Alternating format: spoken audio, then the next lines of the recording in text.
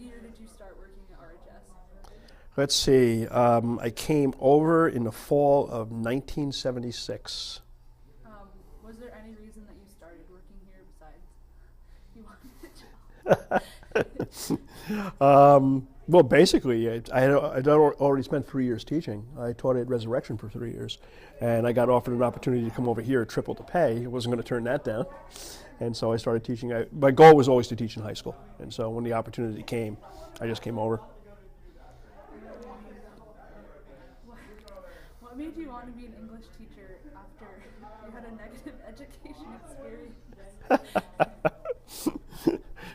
I think my absolute failure in calculus in college turned my views more to English, but I was always a good writer, and I kind of liked the repartee that occurs in an English classroom between student and teacher.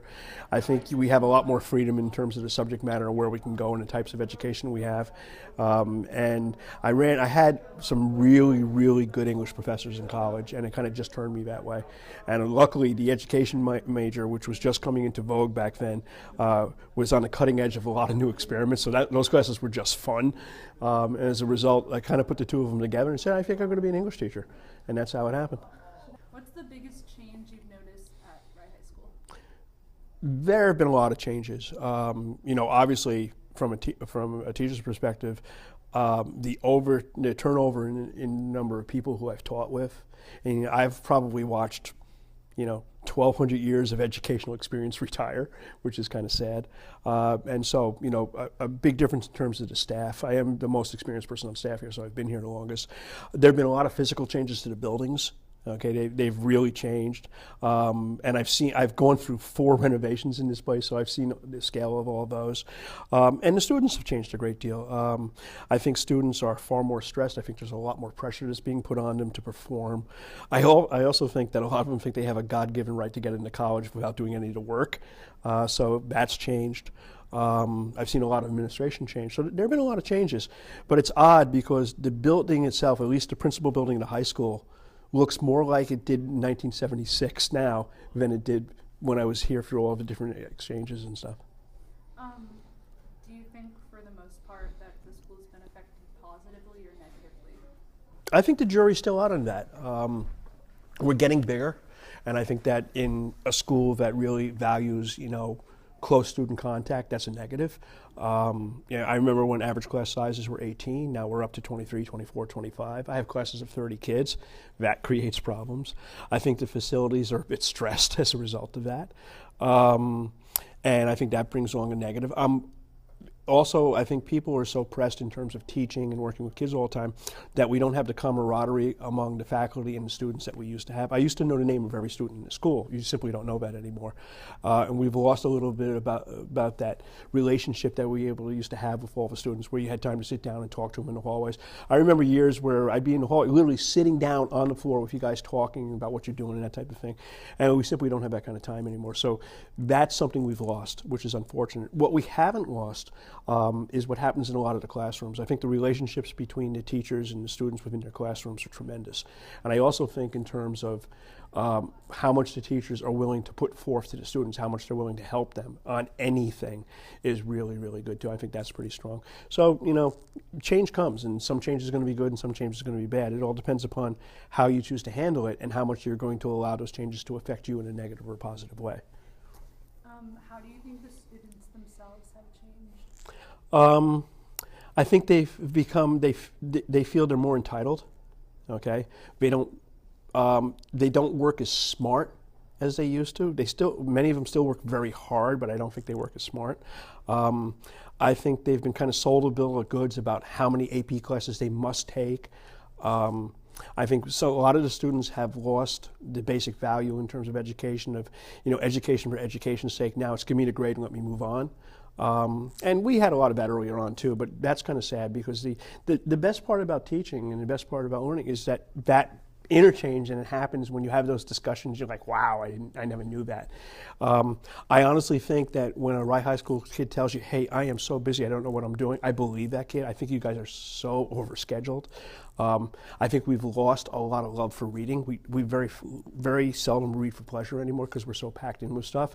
And we take every corner we can cut to finish what we need to do. What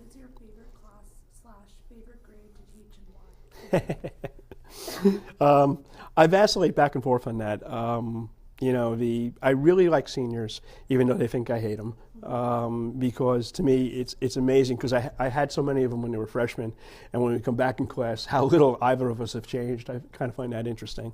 But I do think dealing with seniors who are on the cusp of leaving school, and when they come to the realization that they are moving on, it's kind of interesting to see how they react.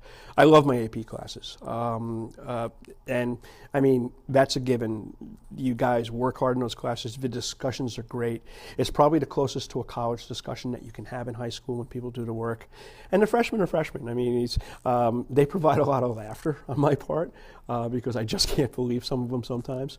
But it varies from day to day. There are days I come out of my AP class or my senior class and that's the best class of my life. But the fact that I've been here for 41 years and teaching, I think if I say what I love best is to teach. What's the craziest thing that's ever happened at High School? The craziest thing? Well, the term crazy is relative. It can be a lot of different things. Trying to think. There were so many different things that happened. A kid riding a motorcycle, full-fledged motorcycle, from one side of the school to the other and jumping off the doors and never coming back. A teacher who came to school one morning on the biggest Harley I ever saw in my life, walked into the principal's office, gave him the lesson plans for the next 6 months and said, "I quit," and walked out. There are all sorts of funny things that have occurred. The class that took apart and reassembled a Volkswagen in the senior hallway and just left it there. The graduation ceremony where Dr. Rooney was his first year as principal, where every graduating senior had a marble in his hand and came up to him and gave him the marble at graduation when he shook his hands, and he had 147 marbles in his pockets at the end of graduation. There have been a lot of things that have been funny, but it's high school, and you're going to have everything from the sublime to the absurd in high school. And if you come at it with the right attitude, you can see the humor in a lot of things that happen here. Do you enjoy teaching more now or when you started? When I started, in all honesty, I had no idea what I was doing. And I kind of taught by the seat of my pants. The only thing I was convinced of was that I was not going to teach the way I was taught because I really hated the way I was taught. And I wanted the classroom experience to really be something that could be productive and enjoyable in all parts. It probably took me my first 5 years to figure out just what I was doing. And at this point in my time, when I look back over 41 years here, a 44-year career, I just love doing it, and I love doing it, and because I've gained a lot more patience and a lot more understanding. But I also think in the process, the kids will react fairly well with me because they kind of know where I'm coming from, and I don't play games. If I say something, I mean it, and I think everybody knows that. Has it been weird seeing students who you once taught become teachers here? That's always strange, and there's so many of them here who I taught. Some people forget that I've been teaching a long time. Like Mr. Borcher in the middle school, I taught him in the 7th grade, in the 8th grade, in the 9th grade, in the 10th grade, in the 11th grade, and in the 12th grade. Consequently, he can't talk or write. But I've known him his entire life. Mrs. Goldstein, I've known her since she was 13 years old. Okay, my own kids went through this school. I've taught children of children I've taught. I taught my brother-in-law's son. Okay, so yes, it is a little weird. It gives you a little weird perspective, but it's also in some ways it's kind of rewarding too, because these are people who I taught who have become really good teachers, and it's nice to know that they kind of follow suit. Even though I told them, please don't become a teacher, but they're great to work with, and they're in my own office, which is even more unusual. Last question: why do you think you've stayed here so long? Apathy. The real reason is that I've never saw it as a job per se. Like, I don't really feel I have a boss. I don't feel like, I'm not getting on that train and riding down to New York City and in a cubicle.